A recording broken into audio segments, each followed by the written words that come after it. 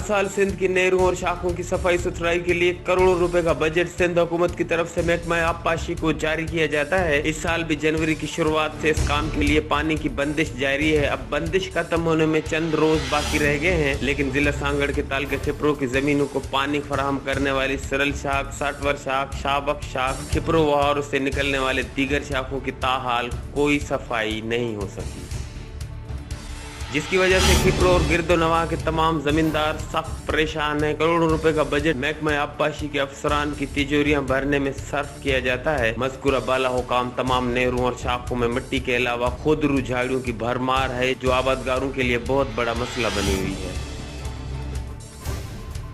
वाज़ेह है कि इस बंदिश की वजह से खिपरो शहर की आवाम पानी की बूंद बूंद को तरस गई है। खिपरो के आबादगारों का महकमा आबपाशी, एंटी करप्शन डिपार्टमेंट और नेब से मुतालबा है इस तमाम मामले की शफाफ इंक्वायरी की जाए और करप्ट अनासिर के खिलाफ दिलखोर कार्रवाई की जाए।